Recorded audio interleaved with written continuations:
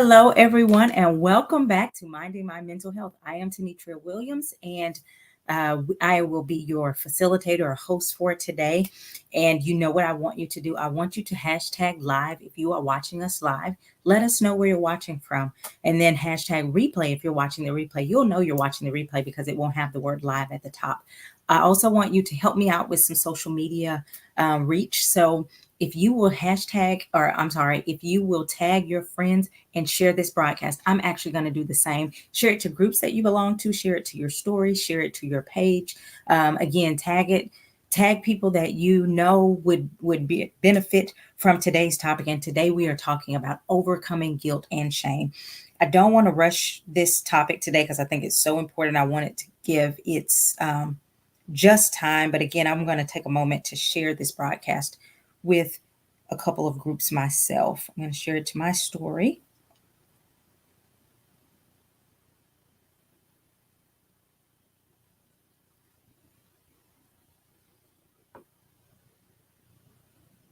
Here we go.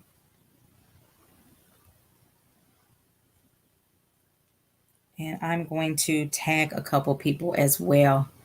Let me know where you're watching from. Let me know. To tag a couple. Oh, let me turn that down.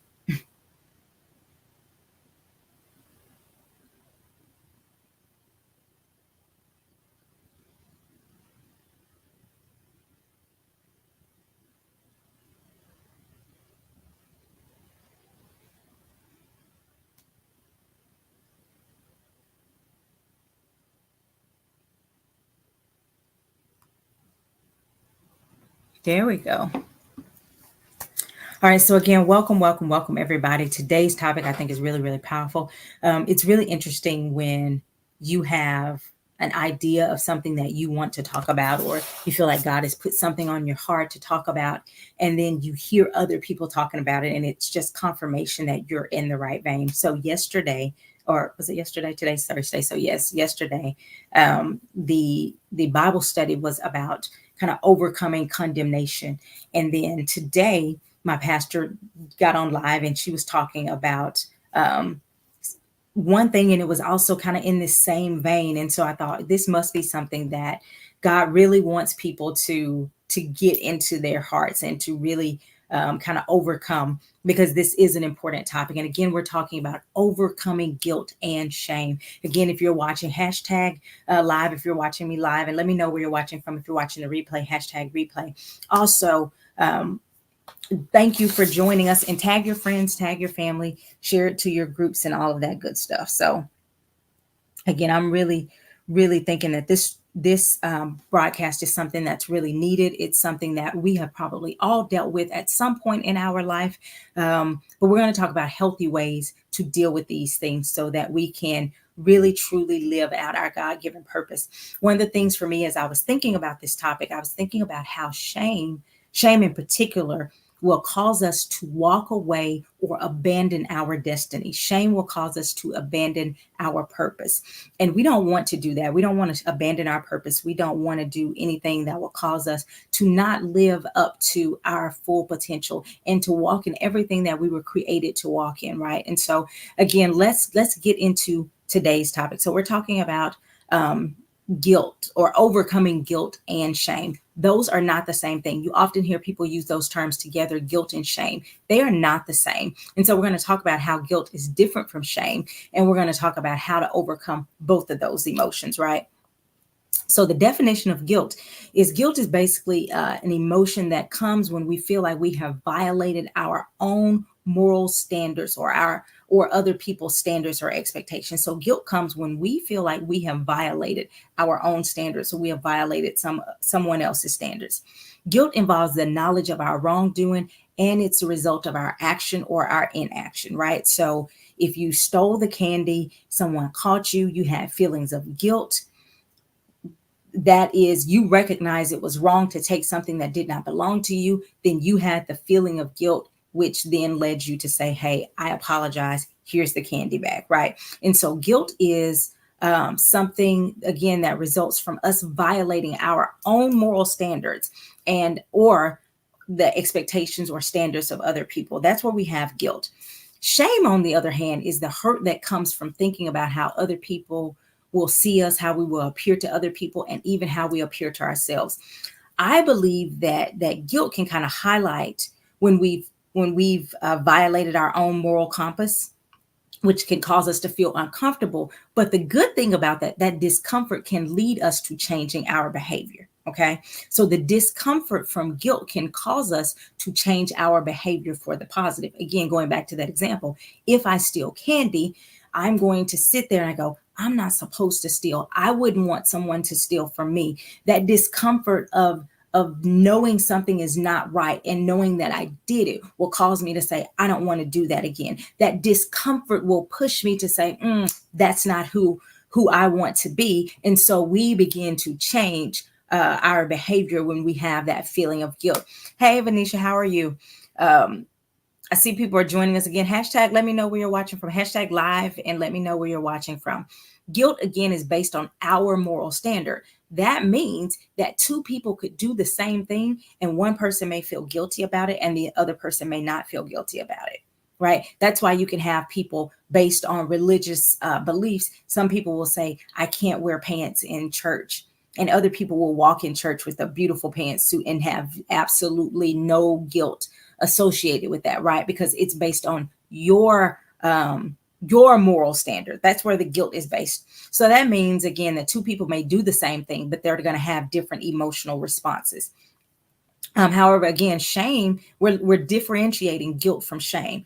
Shame is an experience that believes that we are flawed. Okay. So guilt says, I've done something that I should not have done. Shame says, I am not worthy. I am a mistake. Not I made a mistake. Guilt comes from making a mistake. Shame says, I am the mistake. I'm not worthy. I am rejected. I'm not good enough. Shame is comes from a place of inadequacy. And it causes us to disconnect. And we talked last week or 2 weeks ago about vulnerability. And we talked about how connection is so powerful and important for humans. So guilt is an acknowledgement of wrongdoing, where shame is the feeling that the wrongdoing made us less worthy. Shame is powerful because it is a feeling of humiliation and inadequacy. That's really important. Shame brings a sense of inadequacy. I'm not good enough, or I'm a bad person. I'm not worthy. That's when we're talking about shame. And we're going to talk about both of those differing emotions, because all of us, raise your hand or put a 1 in the comment if you've done something that you know better than doing. I actually had one of my girls yesterday. I walked in and I said, I talk to y'all all the time about integrity. What is integrity? And they told me what integrity was. I said, I'm not going to tell you what you did. I just want you to look around and you tell me what you didn't do, or what you did. And they looked around and they went, oops. I said, yep, you already know. They were eating in an area they weren't supposed to eat and they didn't clean up after themselves. And so I said, go ahead. Nobody's in trouble, but this is an opportunity to do it. And I also asked, I said, did you know you weren't supposed to do that? Yes, ma'am. Okay. And we had the conversation about doing the right thing, right? So all of us have done things that we know we're not supposed to do. We do it because we want to. We do it because we think we can get away with it. We do it because we've not developed the self-control to not do it sometimes, right? And so we've all been there. So this is not a message or a conversation about shame on you. This is a conversation to help us to say, hey, we've messed up. We've had these situations where we really were guilty. But we want to learn how to overcome that. We also want to learn how to overcome that sense of shame, which says that we are not worthy of something great because of those mess ups, or even because of something done to us. And we're going to talk about that more. So this lesson today may get a little bit heavy, but go with me. And I think it's going to really help a lot of people. So let's look at the impact of guilt. While guilt can serve as a motivator for positive change, again, when guilt is accompanied with shame, especially if it's over a long period of time with shame and guilt, it can lead to us feeling anxious or feeling depressed. Now, we talk again, guilt and shame are different. So guilt comes when we have violated our own moral compass. We realize that there is a real transgression and it motivates us, or the purpose of it is to motivate us to action and personal growth. So if, again, going back to that candy example, if I feel bad because I know I'm not supposed to steal, I steal the candy, that guilt is going to make me say, maybe I don't sleep well that night. And I go, I don't like this feeling. So guilt then does what? It pushes me to say, I'm not going to steal anymore. And in fact, I'm going to do what I need to do to correct this. I'm going to return, the rest of this candy to the rightful owner. Now, there is an unhealthy guilt. There is an unhealthy guilt. And what that is when it's disproportionate to the situation. So maybe I did steal the candy, but I think I need to punish myself forever. I've returned the candy, but I still, I just take on this not enough. I have to go through this long process, or I'm just beating myself up so much because I made a mistake. Often that kind of guilt is led to it comes from unrealistic expectations. And when we say unrealistic expectations, what we're talking about is many of us have grown up with this idea that we're not the ones that's going to mess up. Somebody else may mess up, but not us. And so when we find ourselves in the place or in the position that we have also messed up, we have this unhealthy guilt because we are almost, we held ourselves to such a high standard that it wasn't a realistic, or we believed something was much easier than it was, right? So if you've done that, you may have unrealistic expectations, and then you have this unhealthy guilt. So that could be the source of some of that unhealthy guilt, right? But guilt can also come when we know we've made a mistake, when we recognize we really did make the mistake. Hey, I shouldn't have done that. I can't believe I did that. And we look back and we're like, I don't want to do that again. Unrealistic expectations, again, can be a part of that shame, expecting perfection. We also can deal with what we call inherited guilt. And this is where your family has set a standard. It may or may not be your standard, but your group, your culture has so normalized certain behaviors that you say this has to be right. So an example is maybe you are in a very rural area where people don't go away to college, and it's always felt like it's an abandonment. So maybe your older brother or sister went to college, and the whole community kind of shunned them and said they think they're better than everybody else, or they don't want to come back and help the community and that kind of stuff. And so you may have that same desire for going to college, but because you've seen the way other people react, you feel guilty for even wanting to do that. That would be considered inherited or cultural guilt, right? Coming from expectations from a greater society. So how do we deal with guilt? The first thing we deal with guilt is to identify the source. Understanding the root cause of your guilt can help you. Like, where did this come from? This doesn't mean you have to go back and dig into the dark. What we're meaning is when we say identify the source, it's basically saying, hey, was this a realistic expectation? Was this something that I need to work on changing? Or was this just something from an unrealistic expectation? So again, going back to that candy example, do I need to go back and return the candy? Will that help me? Or is this a situation where, hey, I don't really have to feel bad because I wanted to go to college. There is actually nothing wrong with me wanting to go to college. So you have to assess the rationality, determine if the guilt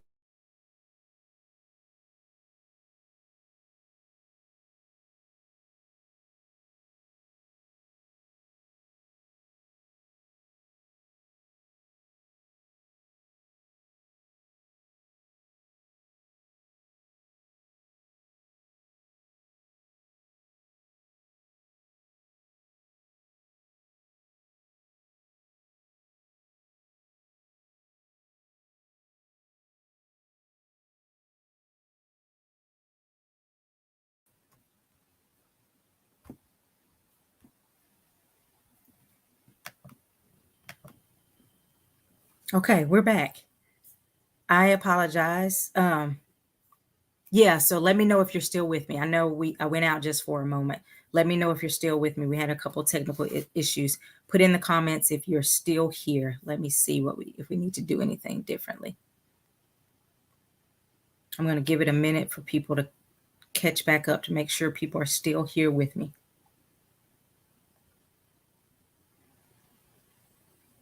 Still here. Okay, great. Thank you for your patience.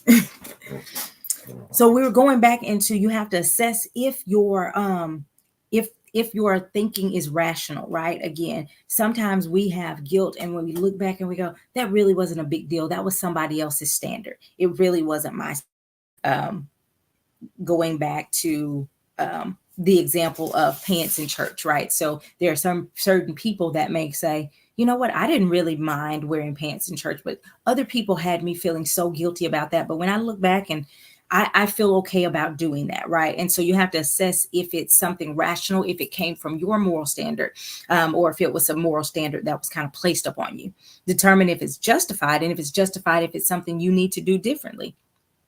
The next part about guilt is when you recognize that you have made a mistake, you have to be able to accept responsibility, acknowledging your mistake without condemning yourself. Okay. So that's important. Say, I have to acknowledge myself without condemning myself, or acknowledge my mistake without condemning myself. Accept responsibility where appropriate without self condemnation. And then you identify how you learn and how you can grow from that. That's the part most of us get stuck on. We can acknowledge, I messed up, but then we get stuck in that guilt of, I should have known better. I tell people all the time, you got to get out of the shoulds. You cannot live in the shoulds, because it will keep you stuck and bogged down in all of the, I wish I would have, I should have done this. If I would have done this, you see it oftentimes with parents. If their children do things as, I should have done this, or I shouldn't have done this. I should have, you know what? Most of the time we are really doing our best, right? And so at the time you thought that was the right thing, you have to be able to accept responsibility and say, hey, this is something I could have done differently. However, I didn't. How can I learn from it so that maybe I can either correct it or I don't continue to make those same mistakes moving forward? Use that as a learning tool to improve yourself and your situation, as opposed to a condemnation tool to keep you stuck in feelings of regret. Okay. So the second thing is to accept responsibility. Number three, this is to me, probably one of the most important parts, or the beginning of the most important parts. Number one is to forgive. Number three is to forgive yourself. Forgive yourself. You have to treat yourself with a level of compassion. Remember, you did what you did based on the information you had at the time and who you were at the time. So if you are 15 and you made a decision at 15, you have to remember now that when you're looking back at the age of 50, that you didn't have that 50-year-old mind at the age of 15. You had a 15-year-old mind. And so you processed with a 15-year-old mind. So even though you can look back and say, I should have known better, you have to think about, how could a 15-year-old have the foresight and the insight that I now have at 50? Does that make sense? Let me know if that makes sense in the comments. You have to be able to give yourself some grace and understanding based on who you were. Again, you could also look at the circumstances, who I was. Maybe you were saying, so at 15, maybe your mom had just passed away. And so you were angry and scared and confused, right? So you're looking at your age. You're also looking at the circumstances, and you say, I shouldn't have run away from home. Well, maybe that wasn't the best decision, but based on the circumstances you were going through, the emotions that you were feeling, and your mental development at that time, that seems like a good option. So you have to be able to recognize that you were doing what you thought was best, even if you now look back and recognize that it wasn't actually a very wise decision at that time. So you have to forgive yourself.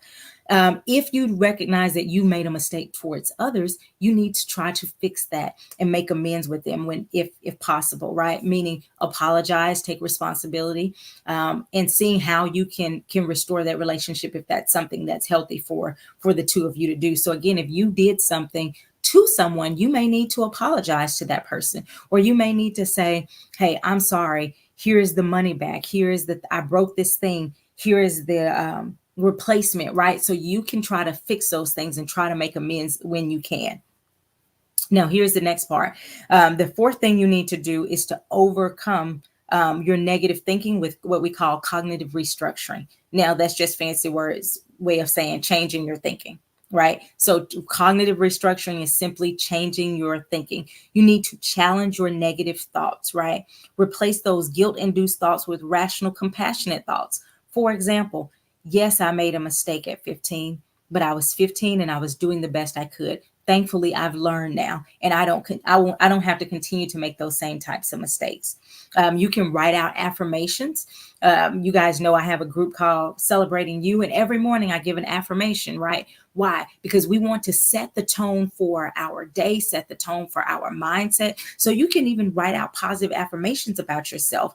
Now, here's the thing that people don't always, you hear about affirmations all the time, everywhere, right? There are affirmation journals everywhere. Here's the thing that I think that people often miss. Not only do you need to say these things, you need to believe them. One of the tools that will help you to believe the affirmations is to look for the confirmation of the affirmation. For example, if you say, one of your affirmations may be, I am deeply loved by other people, right? So when someone does something that shows you a deep love for them, you have to stop and recognize that that is confirmation of your affirmation, right? So when someone does something that shows deep concern and genuine care, you say, oh, that's confirmation. Why is that important? Because our brain needs to believe what we are saying, right? And so it's important when we're talking about really structuring our mindset and shifting our mindset. Our mouth and our brain need to believe the same thing. So when we're shifting that mindset, we want to look for the confirmation of our positive affirmations, because we already, so many people believe those negative things, and they look for and see confirmations of those things, that it's important that we stop and we go, no, no, no. I'm looking on intentionally for the confirmation of that affirmation. So again, use positive affirmations to reinforce your self-worth. And then again, if you are guilty and you know you've made some mistakes, behavioral changes, do something different. It does you no good to just sit back and say, I feel so guilty for what I did. I feel so bad for what I did. Okay, do something different. I ate too much food and now I've gained so much weight and I feel so bad because I'm overweight. Okay, you don't have to feel guilty because you're now overweight. What you can do is say, every day, one day at a time, I'm going to make good choices so that this weight is going to come off, and I'm going to be healthier. I'm going to be more mobile because I'm going to do more stretching. I'm going to be more active. I'm going to do something to change this situation so the guilt doesn't have to weigh me down, right? But my changed behavior can shift me from where I am to where I want to be. The other part about, I think, guilt is having healthy boundaries so that you don't continue to do those things, right? So going back to the weight example, if you recognize there's a lot of weight that you're holding on to, what can you do? Say, not only am I going to exercise and eat right, I'm going to set healthy boundaries. I'm not going to buy a lot of food that I know is not healthy for me. I'm going to have an accountability partner. I'm going to sign up for a gym that requires accountability or that kind of stuff, right? So you can set realistic and healthy boundaries to help yourself not to do those things. If you've cheated on a partner, you need to set some boundaries. You don't just want to walk around, I feel so bad, babe. I'm sorry I hurt you. Babe, I'm sorry I hurt you. They don't want to hear that all the time. What they need to see is that you've changed and that you've now implemented some healthy boundaries, right? So if you're saying, not only that, I'm going to set boundaries where these people don't, only these people can have my phone number. If I'm having to deal with a person of the opposite sex, these are the guidelines and the rules of how I hold myself accountable and have those healthy boundaries. So that's always important. And then, of course, seeking professional help, right? Seeking therapy can be great because it helps you to challenge the thinking. It has you a safe space for you to process, to recognize when you're being healthy, recognize when you're thinking some thoughts that are unhealthy. All of these things, support groups, that you can do things like journaling that can help, doing, again, positive affirmations, and all of those things can really help. So remember, overcoming guilt is about fostering compassionate relationships with yourself and learning to grow through these experiences. But as we shared earlier, shame and guilt are not the same thing. So those are some ways, some practical ways that you can deal with the guilt. I want to talk about shame because to me, shame is actually more damaging to us. Shame is damaging because it attacks our confidence and our self-worth. It will cause us, again, to abandon our purpose, and it can lead us to depression, anxiety, low self-esteem, withdrawals, perfectionism. It's crazy because you think about perfectionism. And you think people that everything needs to be perfect, they probably have really high confidence. No, it often comes from shame because they're so afraid to make that mistake. Aggression can come if someone is living in shame, withdrawal. So shame can impact our physical health as well because it carries so much stress along with it. And we see stress related or stress induced health issues. So, where does shame come from? Shame usually comes from perceived failure or perceived failure, rejection, or trauma. Okay. Shame can come from perceived failure, rejection, or trauma. This is really important, right? I want to talk about this for a moment. We can live in a place of shame and it actually has nothing to do with what we've done. Okay, I'm going to say that again. You can live in a place of shame and it has nothing to do with what you've done. Here's an example. If you were born from maybe a unwed mother, right? And the community looked down on her, or her parents put her out, or whatever, she could carry around that shame.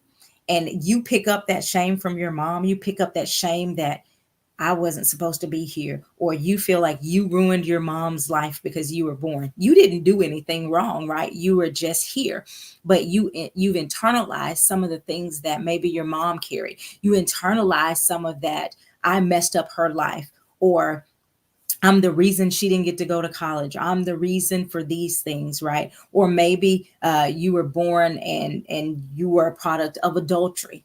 And again, those types of things. And you know that. So you grow up knowing that that's your father over there in that house with those kids. And he's a great father, but he doesn't have anything to do with you. You can internalize that rejection. You can internalize that trauma and begin to feel a sense of shame. I wasn't worthy enough for him to want to raise me. I wasn't worthy enough for him to see about me, even though maybe your parents divorced and your father or mother went off and did some other things. You can internalize that and it can create a sense of shame. And when people say, are you ashamed? You go, no, I didn't do anything. But you don't even recognize you're carrying what I call that internal shame, because it has now started to define who you are. Is there anybody out there watching this that can relate to that? Go ahead and just put a 2 in the comment if you can relate to ever having feelings of shame from something that you actually did not do. Maybe even if you were sexually abused or traumatized or assaulted in some way.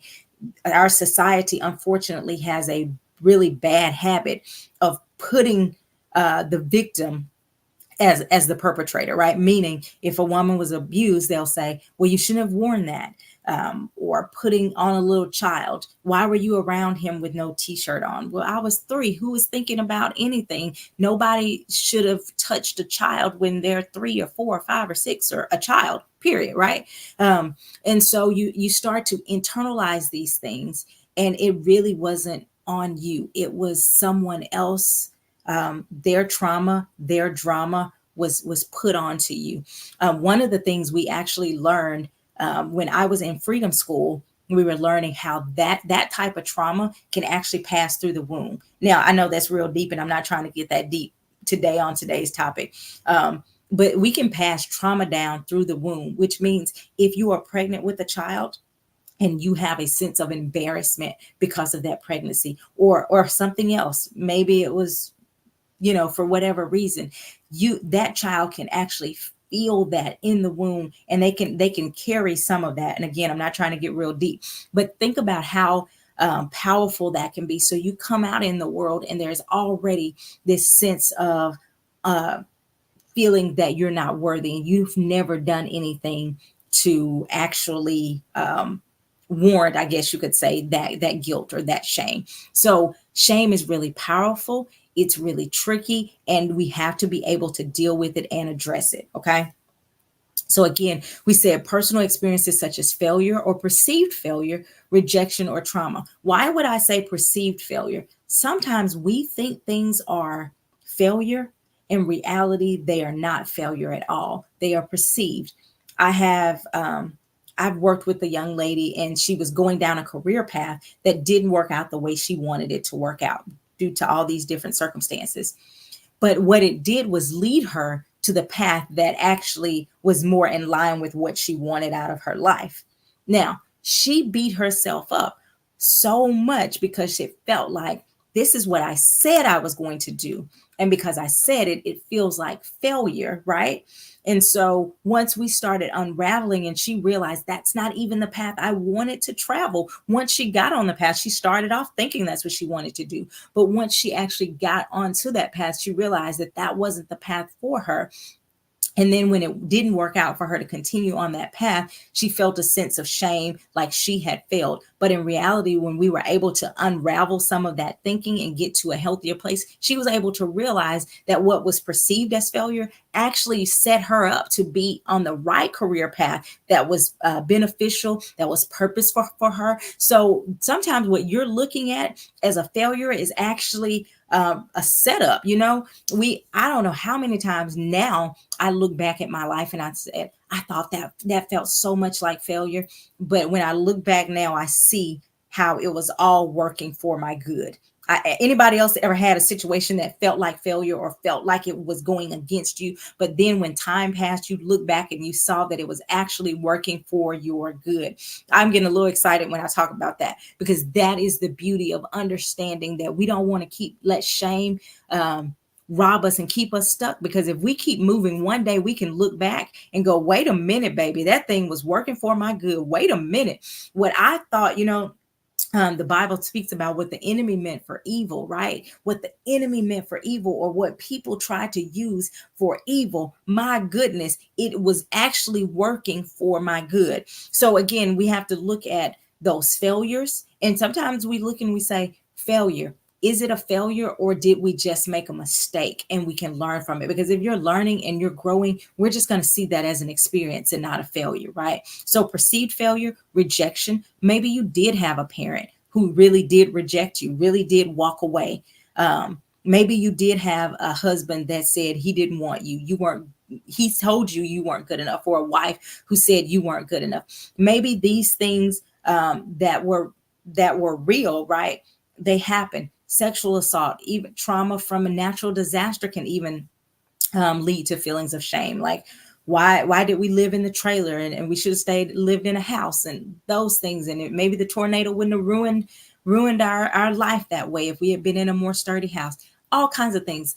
You have to be aware that shame is tricky, and it will try to use any type of avenue to get in there to get you to have that self-doubt and that feeling of unworthiness.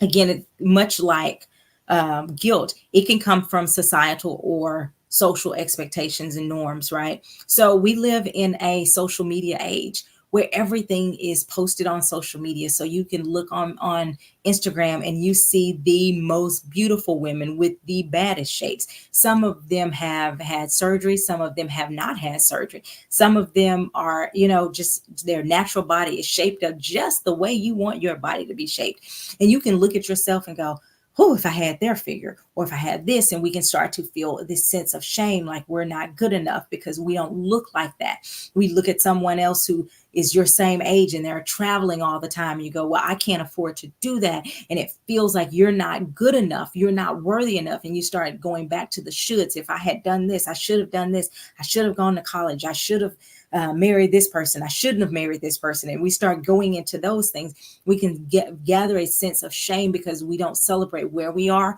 We're looking at where someone else is and we're comparing ourselves. One of the reasons that people deal with shame so much in our society is because they have this strong sense of comparison and comparing ourselves to someone else's standards. So we have to be really mindful that we don't start to internalize what we see on social media. We also have to be mindful that we don't internalize everybody else's expectations of us, and that we start to work on our own thinking about ourselves. Many people are very, very critical of themselves. Many people are very, very critical of themselves. That does not mean you can never see an area in your life that needs improvement. But when you're constantly recognizing, I'm not good enough in this area, I messed up in that area, you're being self-critical. And so you have to be mindful that you stop that with the self-criticism and say, I have to do something to start to celebrate myself. Again, one of the reasons we even created that group is because so many people have a hard time actually celebrating themselves. If you grew up with really strict parents, maybe you were taught that celebrating yourself was being arrogant or bragging, right? And we're not advocating that you walk around and be arrogant or being mean or pious towards other people. What we're saying is for you to be able to recognize when you've done something great or when you do something well, and being able to say, yes, that was good, I worked hard for that, I hit that goal, I'm happy for that goal.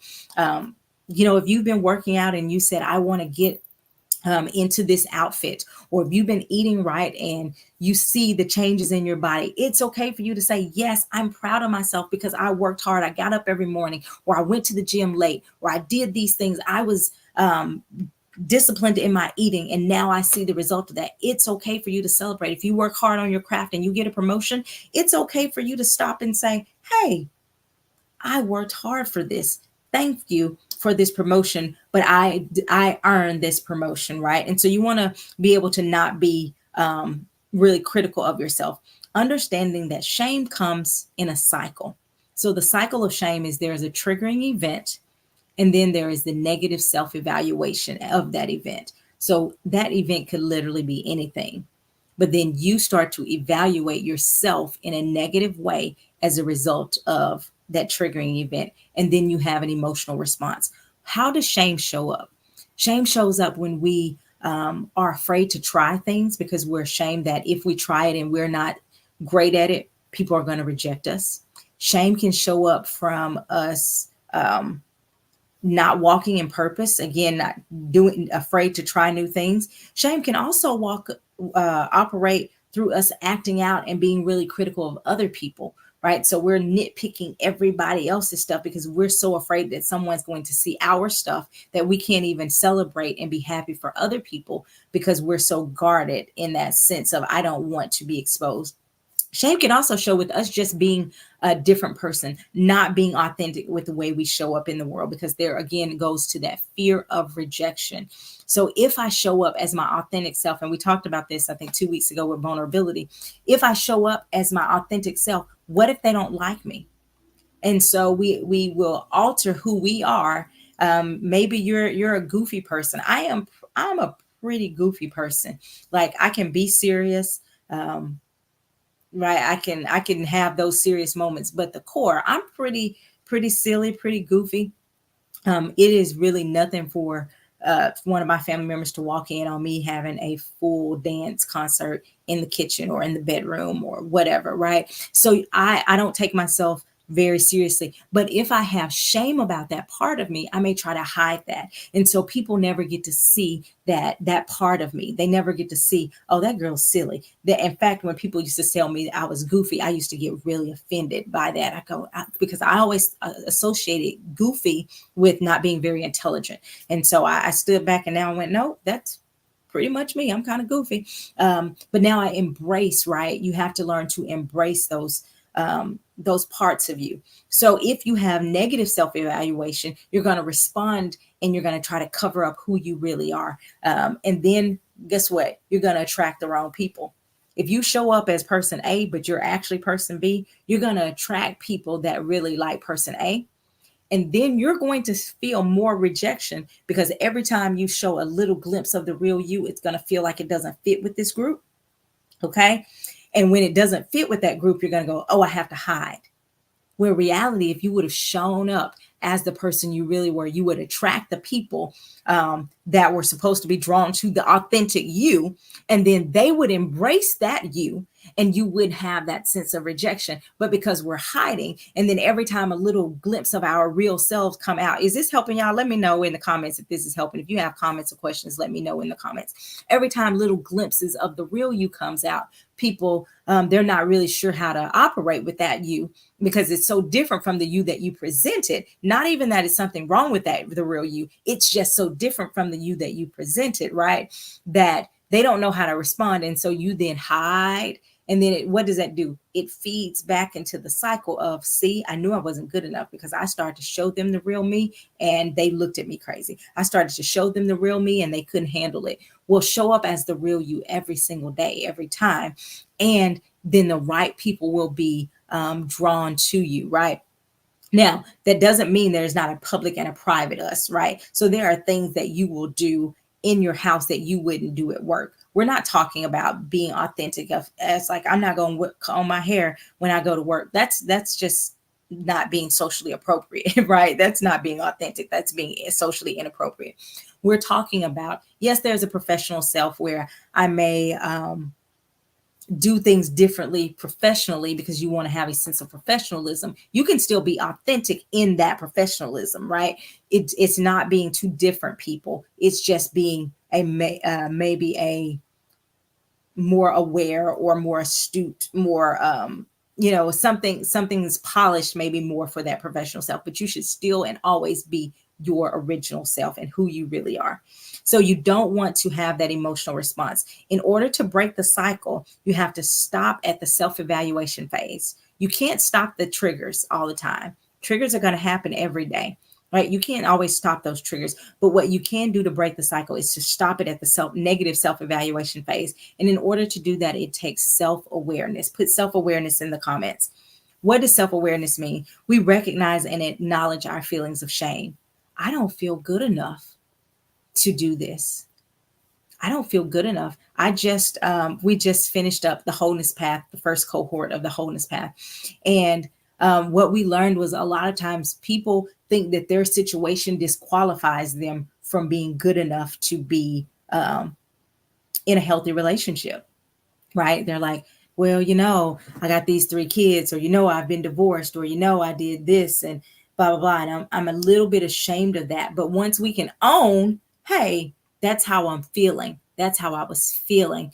Then we can come in and do this, the next parts of that. So yeah, I'm kind of nervous about this. I'll be really honest. When I was single, one of the things that used to play in my head was at nighttime, my daughter didn't like to go to bed.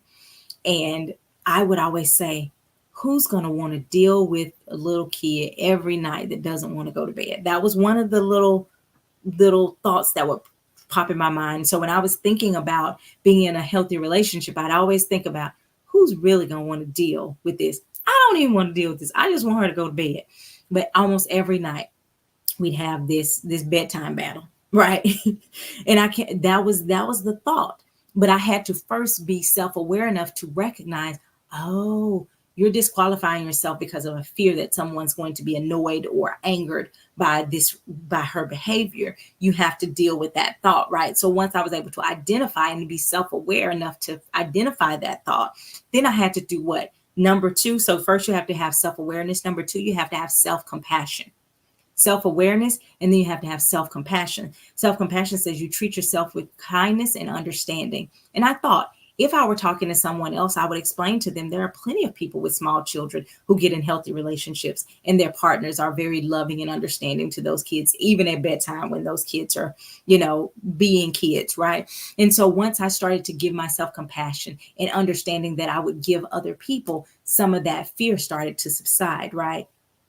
But we still have to go to the next step, which is the third step, which is cognitive restructuring. You actually have to challenge the negative thought patterns. No one's going to want someone who has to deal with this every night. There are plenty of people who would love to embrace me and my daughter. There is someone out there that would not only embrace me, but they would be able to say, hey, I understand. Let me help with bedtime routine tonight, or whatever the situation is. You have to identify for yourself what's the thing that pops in your brain when you start to feel these feelings, right? When you start to feel fear, you have to stop and say, what's the self-awareness piece? What am I afraid of? What am I ashamed about? What am I feeling? What am I thinking? Asking yourself those questions. But then you have to go to number 2, which is have self-compassion. You don't go, oh, that's what you get. You shouldn't have got a divorce, or you shouldn't have done this, no. When you get into the shoulds, you already know that you're out of alignment. Okay, so one of the ways you know you're out of alignment is when you start living in the area of the shoulds. SHOULDS, the shoulds. So if you find yourself saying you should have, you are probably out of alignment, and that is going to take you to a place of more shame and guilt. So you have the self-awareness piece. The next piece, you have the self-compassion piece. The third thing is cognitive restructuring, which is where I was talking about challenging and changing those negative thought patterns. Um, that's important. And I believe, again, you guys already know I'm a therapist. So I think that's where therapy is really beneficial, because sometimes you don't even know that your thinking is off until somebody is able to point it out to you in a safe environment, which leads to the next point. Number 4, you need to have a space where you can be vulnerable. You need to have a place where you can be vulnerable.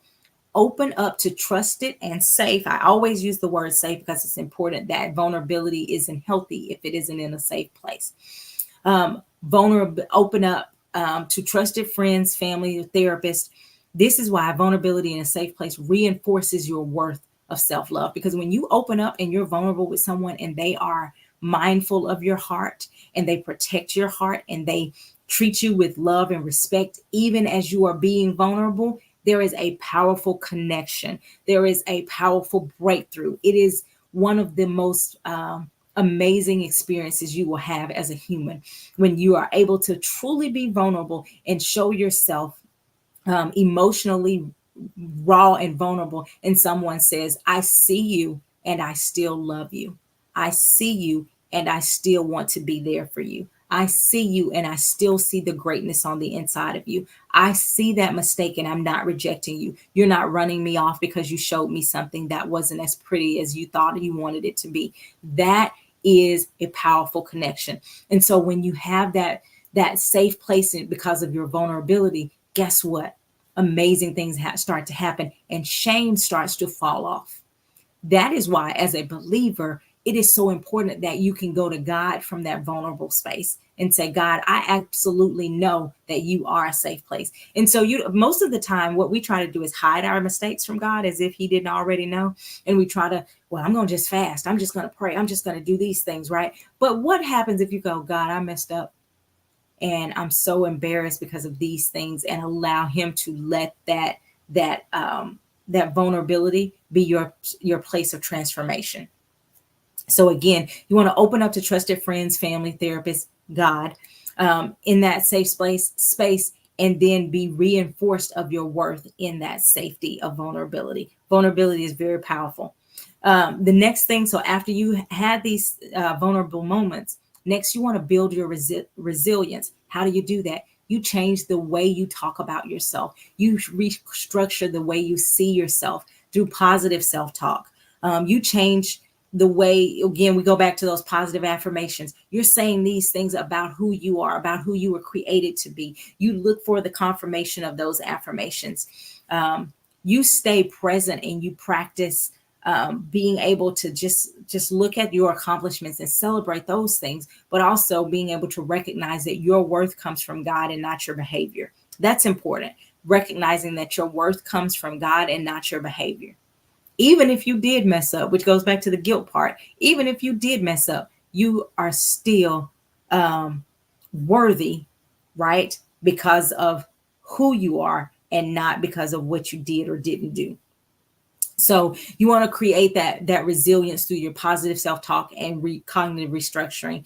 You want to create healthy relationships. So surround yourself with positive, non-judgmental people who can support you, who can challenge you, who can push you to be better, but also who are not going to belittle you in that process.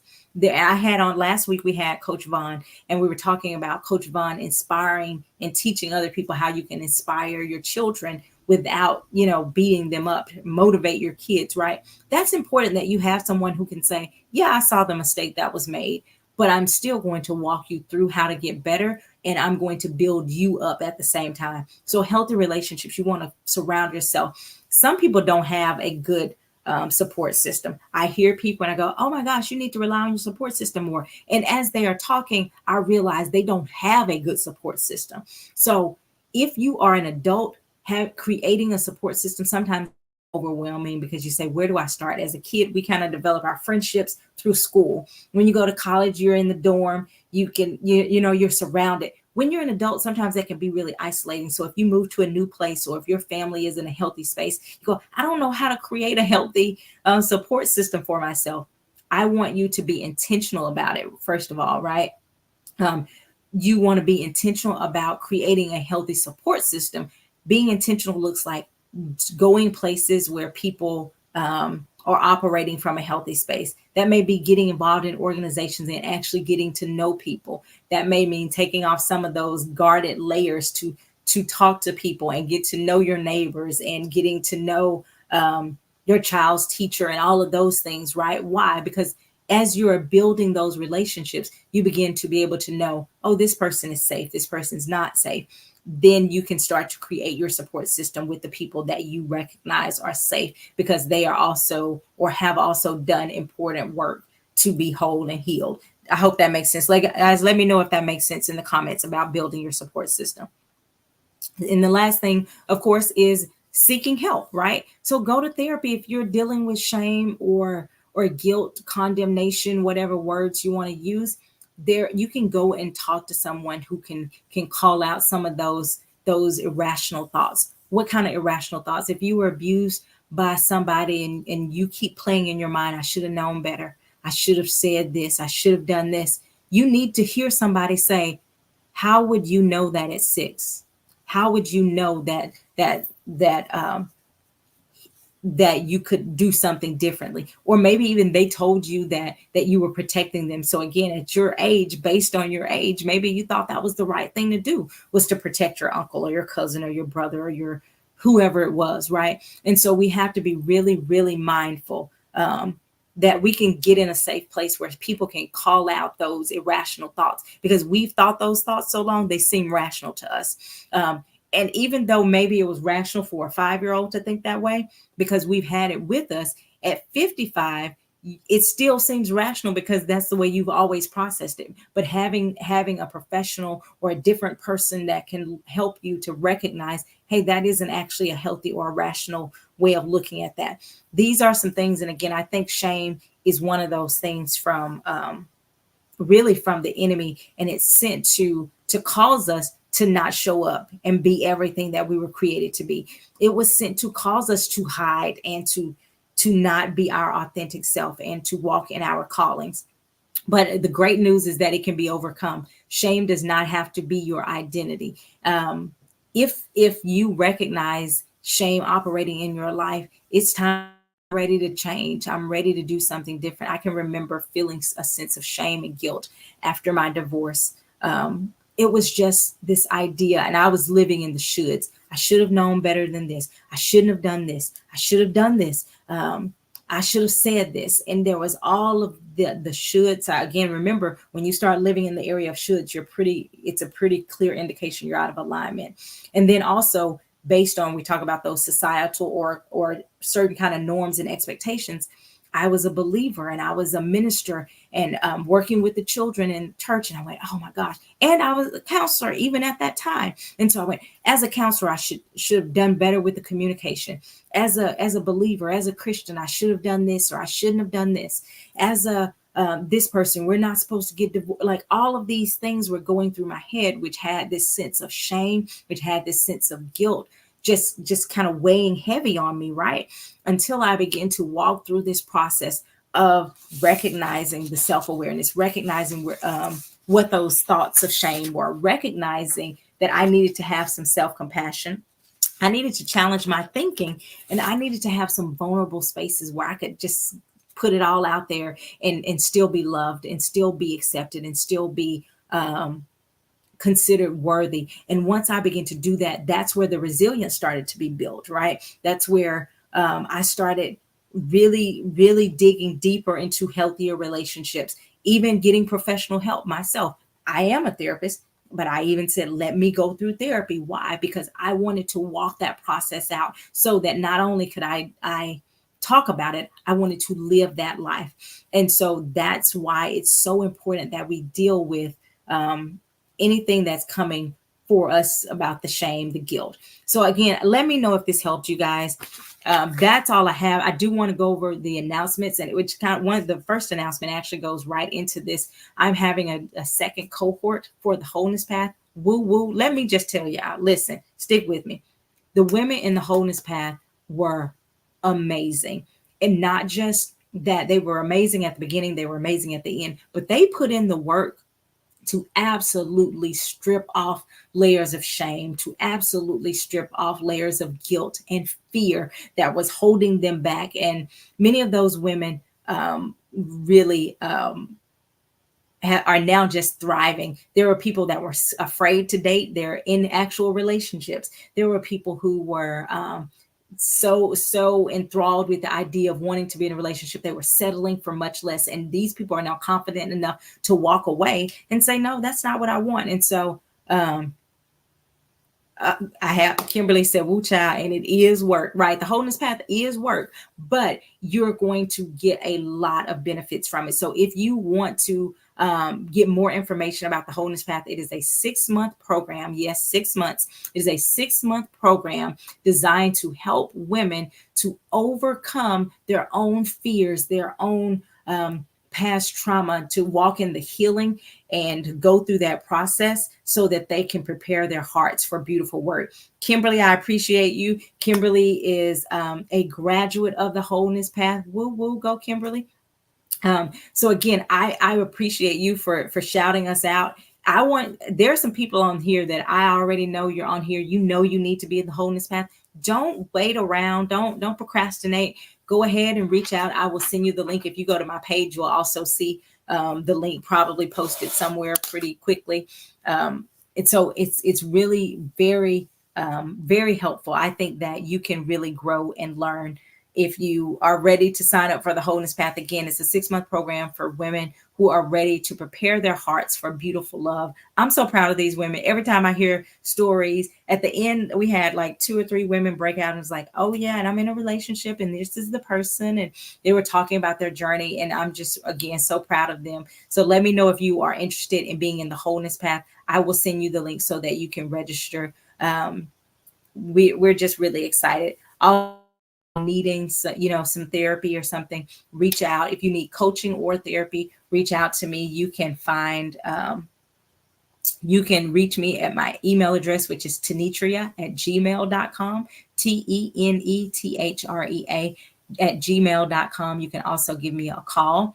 The number is 470-410-9790. You can give me a call there. And I appreciate you guys so much for joining us. We will be back here next Thursday for another Minding My Mental Health. If this helped you, go ahead and share this. I know we're at the end, but share it anyway so somebody catch the replay, because I believe that this was good information and I hope that you were empowered and helped through it. I see a couple people saying that it was helpful. Thank you very much for joining. I look forward to seeing you guys back here next Thursday. Bye-bye.